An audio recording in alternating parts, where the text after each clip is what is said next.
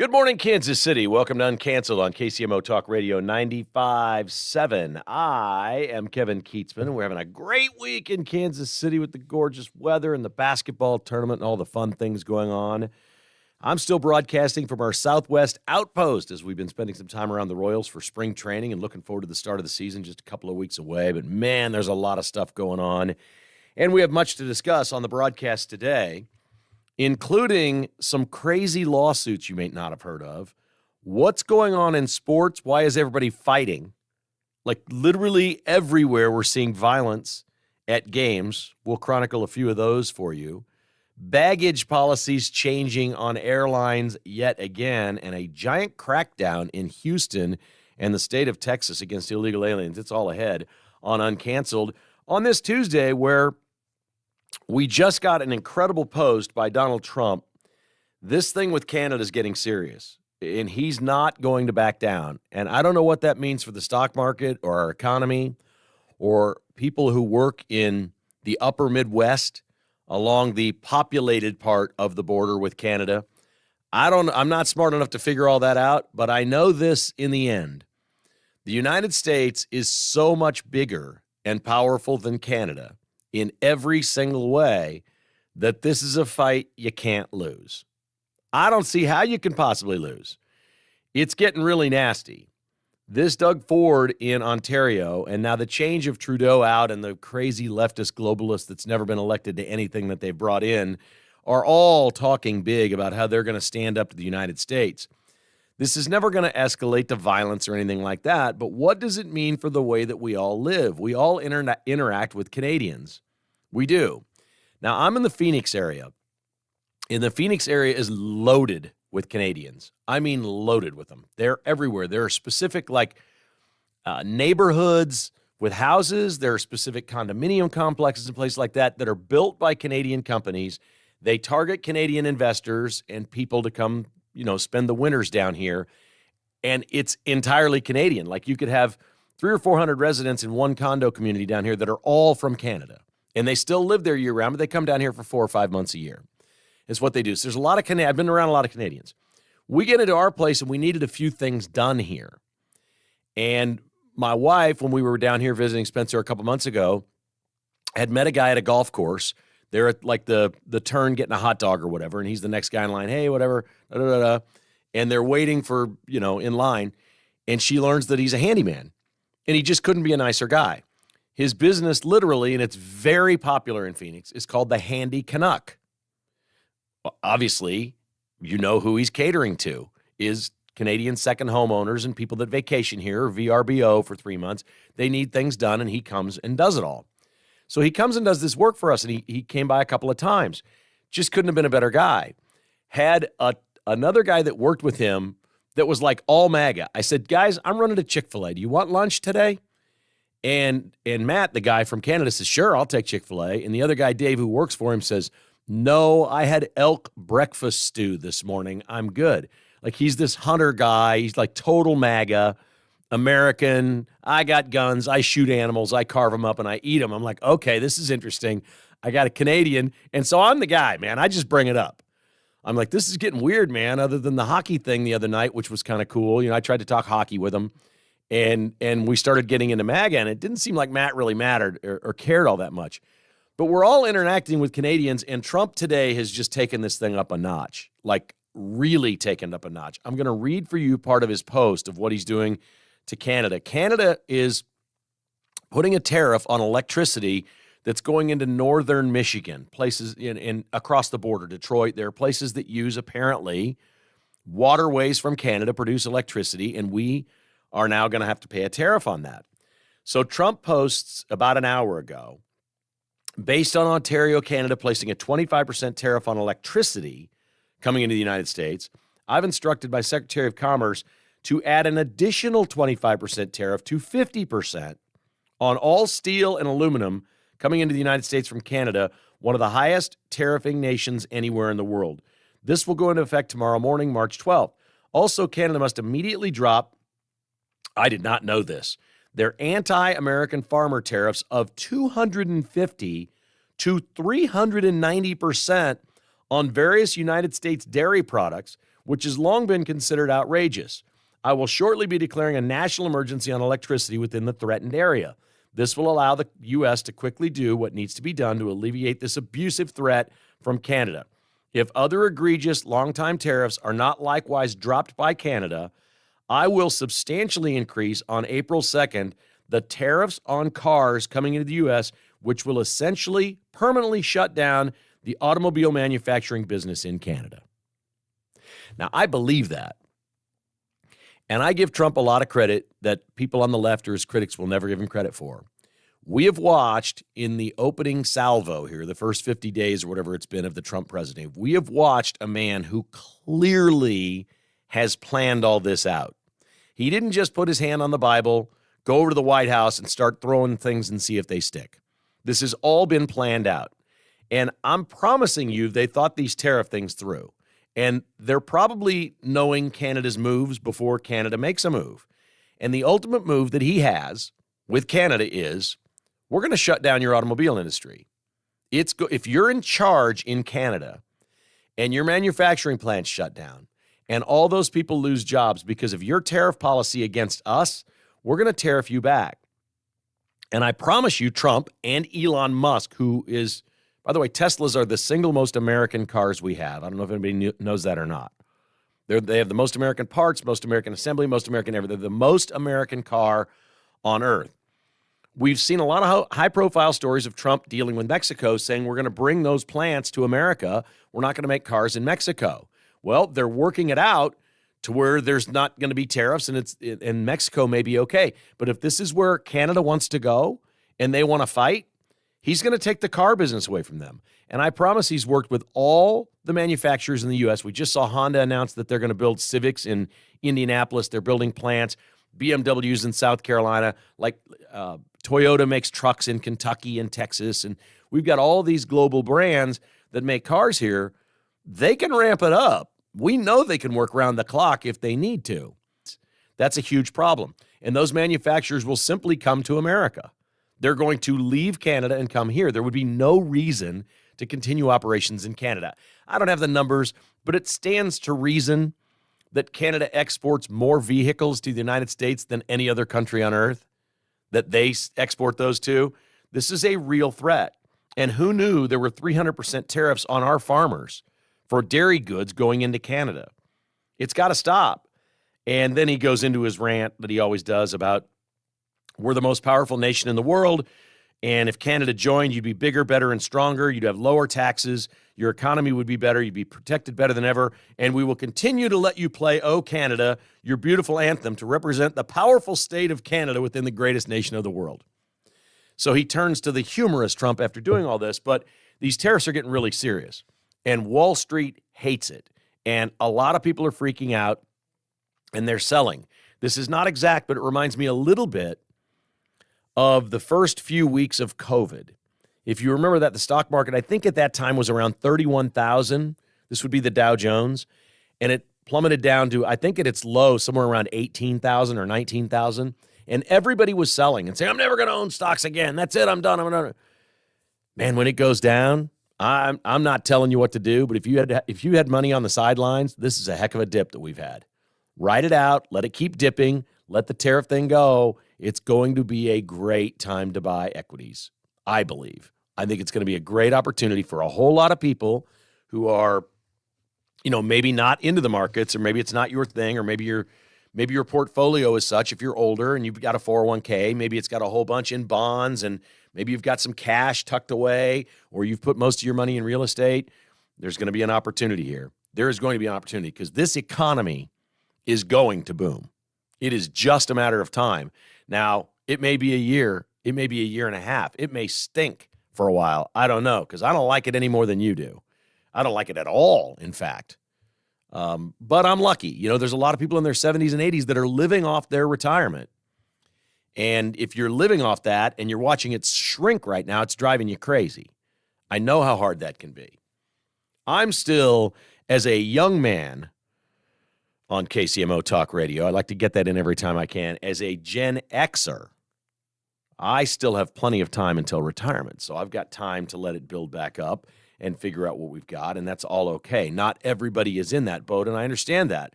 And I want to be open to everybody's fears, troubles, or issues with things that are going on. But my big picture message today is, how do we possibly lose tariff wars? That doesn't even seem possible. Like, we overconsume for our population. We're 360 million people. We consume like 1.5 billion. We consume our GDP, the money that we spend in this country just destroys everyone. We're big, fat cat, wealthy Americans, even though we don't think like that. Especially people in the middle class or lower middle class complaining, well, the mortgage rates are so high, I can't own a home. You know, few people own homes in other countries. They're like living in back alleys and shacks and stuff. I mean, the rest of the world, we have no clue what goes on in the rest of the world. All right. I don't see how we lose on this tariff deal. It may get ugly. Wall Street may hate it.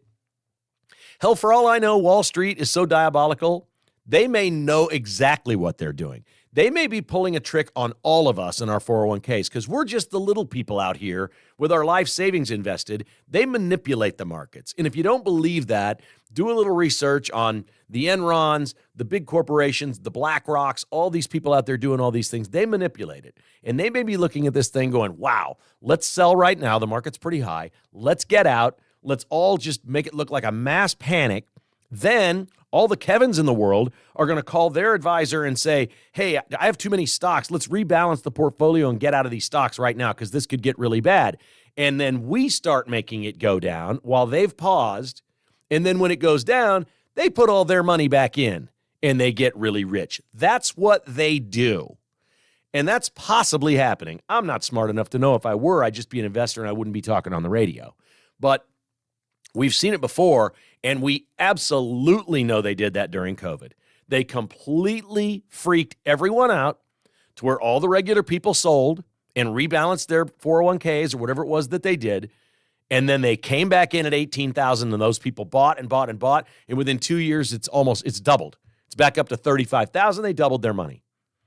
Buy low, sell high. It's a common concept. And right now, I think the stock market fears on this are crazy because I'm an optimist, but I don't know how we lose some sort of tariff war with Canada. They've got 26 million people and their economy pales in comparison to ours. Love to hear your thoughts. 913-408-7957. That's 913-408-7957. The phone lines are wide open. If you'd like to join me today and chat about that, I got a million other topics we're going to get into today, but if you've got something you want to say, we always take phone calls here at Uncanceled, 913-408-7957. You're on KCMO Talk Radio.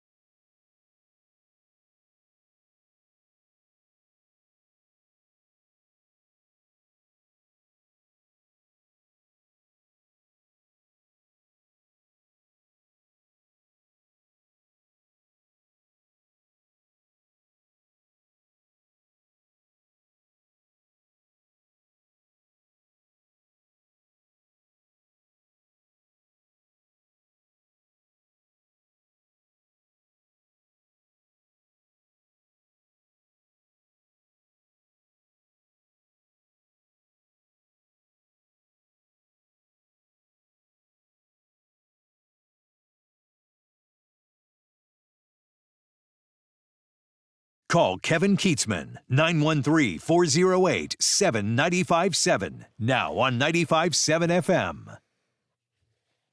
All right, welcome back to Uncanceled on KCMO Talk Radio. We are up for some phone calls here today, and my board in front of me just screams, "Oh, Canada." How is this going to work out? Let's start with Mark in Shawnee. Good morning, Mark. You're on Uncanceled. How are you today, sir? Good, Kevin. This is so exciting. I'm so excited. I can't tell you, oh, Canada. The sad thing is I don't want them as a 51st state because they keep voting liberal loons in, just like the problems we have. They have government-funded health care, and I have a buddy who hunts in Canada. A lot of the Canadians say this is terrible. You want to get your knee done, you're a year out. They have all the stuff that Biden wanted us to go to, and we don't want that. But what's great about this is Biden's been selling the state.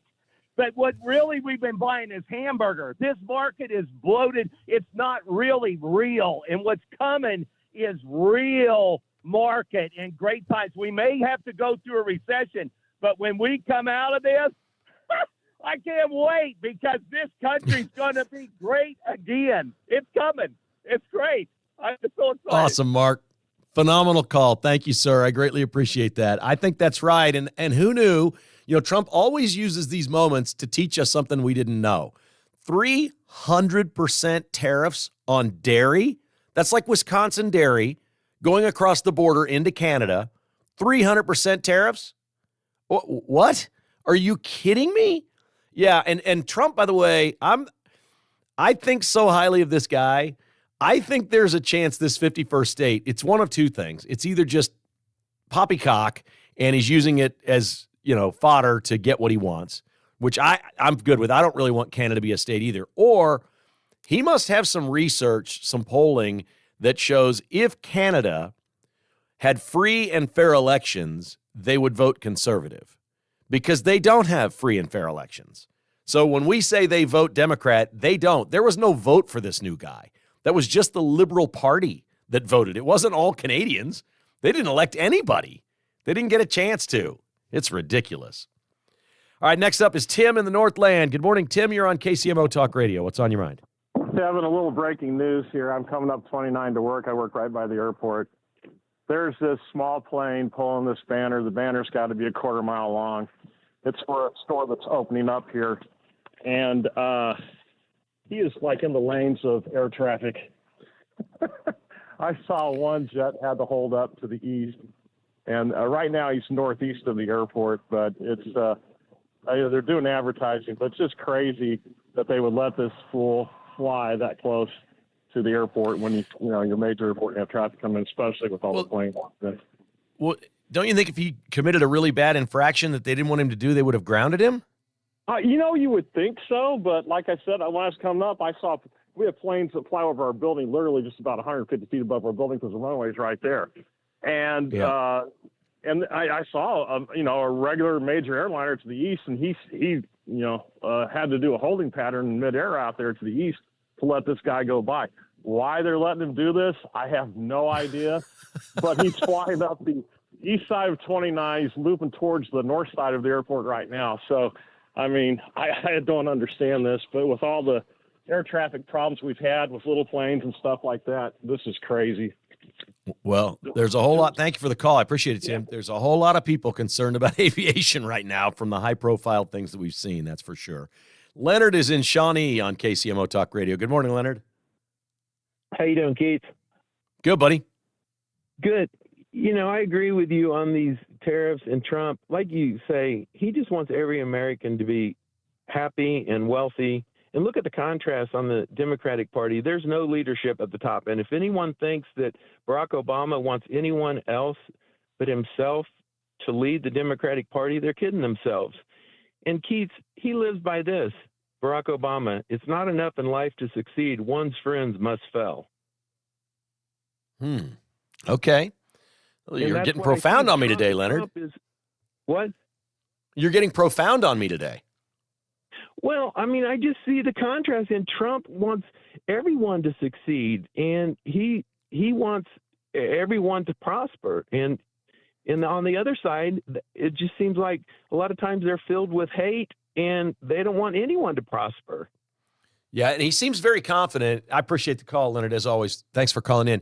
He seems very confident that I don't care what the news cycle is. I don't care what happens to the stock market right now. I don't care about any of this. This is going to work. And in the end, people are just going to be standing and cheering and applauding and clapping, and they'll have nothing bad to say about it. He seems exceedingly confident in all that. And I like that. And it should be that way. When you're the biggest, baddest economy like this, you should be able to do moves like this and make it better for all Americans. And that's what we've got our fingers crossed for. I'm Kevin Kietzman. This is Uncanceled on KCMO Talk Radio.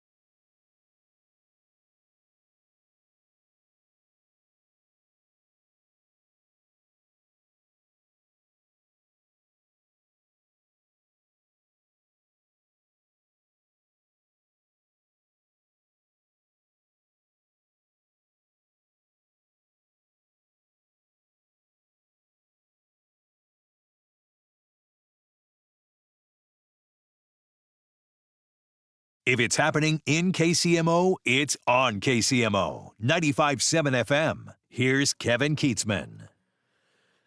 Back to the phones in just a moment, but have you seen the latest on Jackson County's possibility of keeping the Kansas City Royals and building a new stadium? Ron McGee of the Jackson County Legislature, a Democrat, has given a quote to Fox 4 on Monday. This is unbelievable. We're 3 years into this thing. This is Jackson County. Quote, "We're just trying to figure out what the teams want, and at this point, we don't know a location." What? You're 3 years into this thing. One vote has already failed. We're trying to figure out what the team wants, and at this point, we don't know a location. And he said it's going to have to go back to voters and, quote, "I don't know another way around that," end quote. Well, the voters aren't going to vote yes in Jackson County. Becky Nace, also on the legislature, has pointed out the vote would fail. And then she goes on to say it's a big, beautiful stadium that everybody loves and everybody says they like. Why do we need a new one? I mean, they're worse than they were on day one 3 years ago in Jackson County. It is remarkable, the bumbling that has gone on there with the Royals. I tell you, if these public comments are all accurate, and these are politicians on the record, if these are all accurate, these teams are nuts. What are you doing even jacking around with these people anymore? What a complete and utter waste of time. All right, let's go back to the phones, and we will check in here with Dylan calling in from Raymore. Hello, Dylan. How are you today? Hey, Kevin. Sorry if I'm a little late to the party. It looks like you're shifting gears into another segment, but No, it's all good. With you on that tariff thing. I mean, you're absolutely right. I mean, the thing is, like, this country we are the biggest consumer economy in the world, so we're not going to lose a tariff war. And Trump is right. People don't understand that these socialist countries, we've shipped off all these jobs over the last 50, 60 years. To these socialist countries, and the tariffs that they charge are ridiculous. And those tariffs fund their governments and so the idea that Canada is going to ban our products and that's going to benefit them is absolutely absurd, because their government is just going to falter on that, because the socialist economy is unsustainable. Well, Trudeau told Trump at Mar-a-Lago, without the $200 billion that we provide to Canada every year, they'd go broke. They wouldn't be able to sustain it. And that's when Trump said, okay, well, we'll just make you a state. If you can't sustain your country on your own without us, you can become the 51st state, but we're not going to do this anymore. Absolutely. And then at the end of the day, what's going to end up happening is that you've got these businesses, these companies, in Canada, in China, that are producing products, and the bulk of the money they're making, the bulk of their sales are here in the United States. They're just going to bring their operations here in order to get around that, so they can continue to make money, which means we're going to see jobs blowing up here. And when you have jobs exploding, you're going to see a growth in wages as well. So with that, supply and demand on labor. So great call, Dylan. Thank you very much. Appreciate your time, man. Spread the word in Raymore that we're back on the air, okay? Right on. Thank you, buddy. I appreciate that. And the part that they don't emphasize and talk about, he said it a couple of times, this is the nasty part, okay? If you want to play this game and America's going to win it, America's going to get stronger and become more powerful, and these other countries are going to get weaker and weaker and weaker, because just as Dylan said, they're using this money to fund their government. Their governments will be broke, and those countries will be weaker. And I'm sorry, maybe I'm just a grumpy old man. I'm at the point in my life where I don't care if your country gets weaker. I want to win, okay? I've been working my whole life. I want to win. This seems like the opportunity of a lifetime for all of us right now. That's exactly what it feels like. Jeff is, not too far away from me, I don't think. He's in Arizona. You're selling your car, Jeff? What am I missing here? What's going on?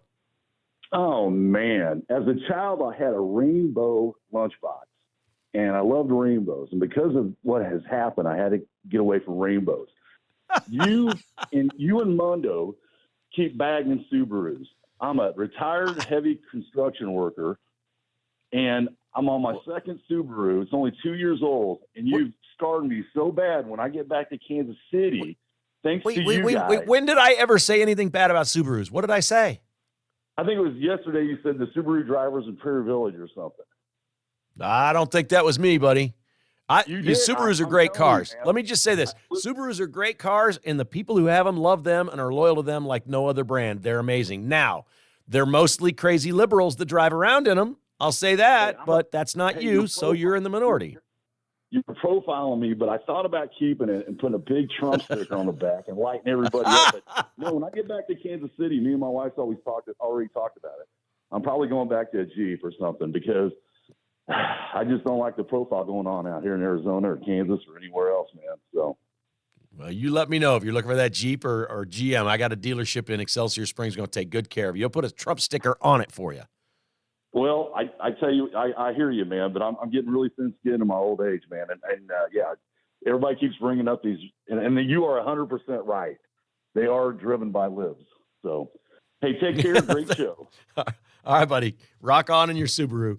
My wife's sister won't drive anything but Subarus. They live in Montana, and they are everywhere in Montana. They're phenomenal cars for that part of the country. They're really reliable. People who love them like nothing else. Truly the case. Here's Mike in Olathe on Uncanceled. This is KCMO Talk Radio. Hello, Mike. How are you today? Hey, Kevin, how are you? Fine, sir. Thank you. Good. Yeah, I'm just the average Joe, so I'm probably wrong. But when Trump won, I took my money out of the market just because when he says he's going to do something, he doesn't. People on Wall Street don't like the pain of tariffs. But if you look at it, and I'm just sitting back watching it, he's going after a smaller bite of the pie, which is Canada. But if you think about Canada, they import between 30 and 40%, I believe, of our lumber, okay? So you're seeing interest rates drop, lumber's coming in. Well, it's going to have tariffs, but we're going to win that game. So then that's going to bring down the cost of construction and materials so people can build their houses cheaper and then also get a lower interest rate. So, but the scary thing is you got that big red communist country, China. But if you can start, the two biggest expenses to American families are houses and cars. Right now, prices of houses are through the roof, and same with cars. But if you can get 30 or 40% of your lumber, because that's, look at 2008 when you had the housing crisis. This is a crash. It drives a lot of the economy. So I think, you look at Reagan when he was in office, the farmers were ready to kill him in the first 2 years, and it was pretty rough. I think we're going to experience rough times, and Trump doesn't have time to mess around because, hey, after 2 years, he could lose the House and Senate. So he's got to get this thing rolling because if not, game, set, right. match. So that's you're right. It's a long game. It's a short game, but a long game. And he's sending a pretty subtle message to China and other countries. If we'll do this to our friends, Canada, on our border, we'll damn sure do it to you. So, there's a powerful message with picking on Canada is a powerful message to the rest of the world. They're sitting there going, wow, he's being that tough with Canada. What's he going to do to us? Because think how many lumber mills, if you were sitting around at COVID time, we were basically hamstrung on lumber, and part of that was coming from Canada. They knew we were desperate. They'd have shut down the mills, It's like, no doubt. And that's a big driver. No doubt. Great call, buddy. Appreciate you listening. Thank you very much, and feel free to call this broadcast anytime you like. I love these reports out of Houston.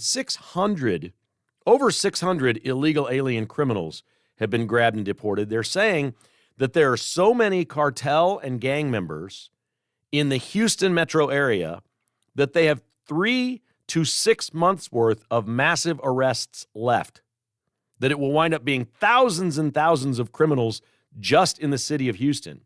Stephen Miller from the White House posted to all the illegals that there is a new CBP app.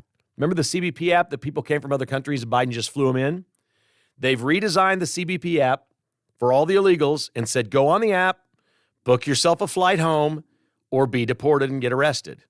Whatever's your choice. The Biden CBP app has now been reworked to where it's your exit. It's your return flight home. Go get on the app and get your butt out of here, or we're going to arrest you. We love that kind of action. Now, some of these, and people on the left are going crazy, are illegal aliens with DUIs. But you know what? Those people got to go too. A lot of people die at the hands of drunk drivers, but they say they're very low in number. Of these 600 plus in Houston, Just a few were DUIs. Almost all of them are violent criminals, drug criminals, or sexual assault criminals. And they're going home. And it's a huge number. In the UK, they just released some findings of a study that they did that illegals in the United Kingdom are 70% more likely to commit a sex crime than someone that was born in Great Britain or the UK.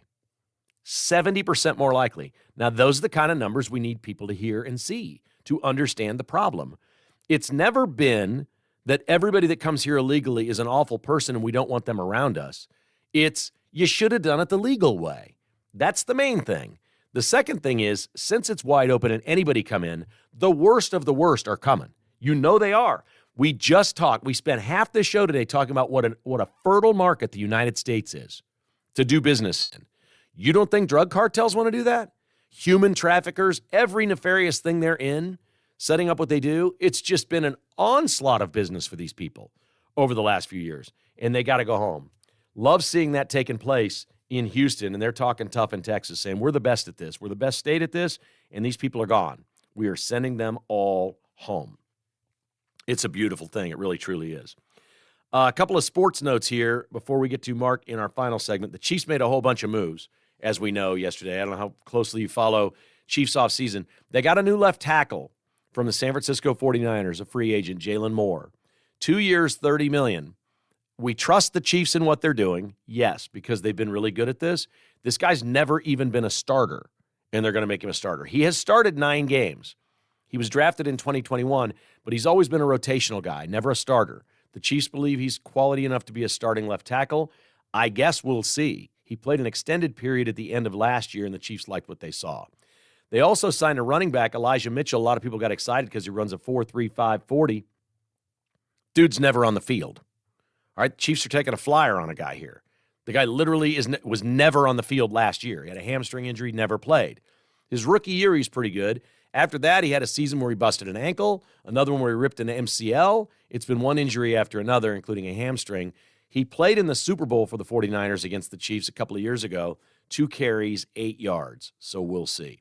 Trey Smith is retained through the franchise tag. Hollywood Brown signs the 1-year contract. Nick Bolton, 3 years, $45 million. And the Chiefs have lost a couple of players. They lost Tershawn Wharton, who we all liked and made some big plays last year, but he got a way bigger contract than the Chiefs were going to give up, and receiver Justin Watson is gone as well. So a lot of movings going on with the Chiefs. Thought we'd pass those along to you if you haven't been following them. Generally speaking, there's been nothing that changes what I think about the Chiefs and what they've done here. I don't think they're any better. I don't think they're any worse. To me, they're just treading water with these moves, and we'll see. They're taking a flyer on a couple of free agents they hope work out. Nothing has moved the needle for me. Nothing has happened so far, like Joe Tooney being traded. The offensive lineman didn't freak me out and say, oh, that's it. The Chiefs can't win next year. There's been nothing that's moved the needle at all for me so far this offseason. It's just been pretty normal business for the Chiefs. 913-408-7957 if you want to join the show, and we'll check in with Mark next on Uncanceled.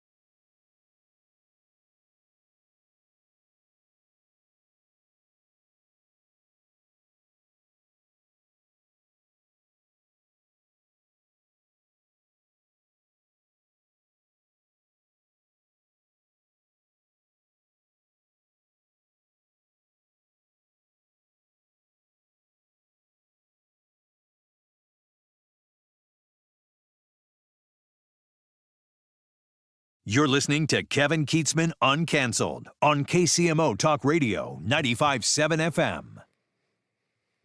All right, let's check in with Mark Van Sickle and see if he can figure out the why or how to stories that I spring on him. And remember, many of these we've never discussed. Today, none of them. He doesn't know where we're going with any of these. Are you ready today, Mark? Oh, yeah, let's go.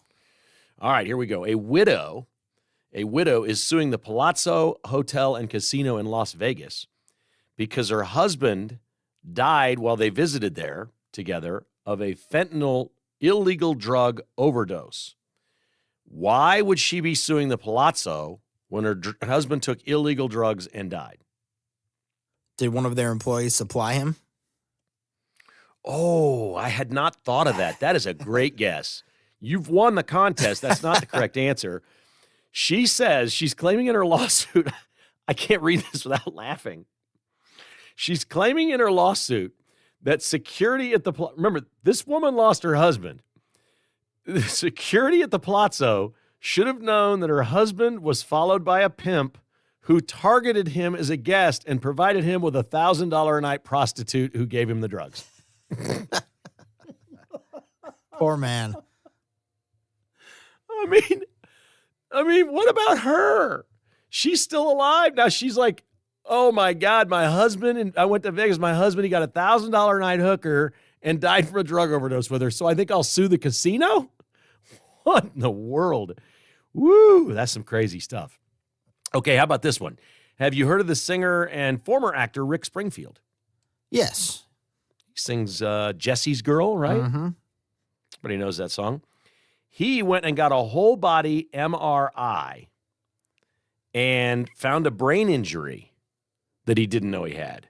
Where do you think he got the brain injury? Did he play Or football? how? Maybe previous. He did not play football. Okay. Falling down the stairs.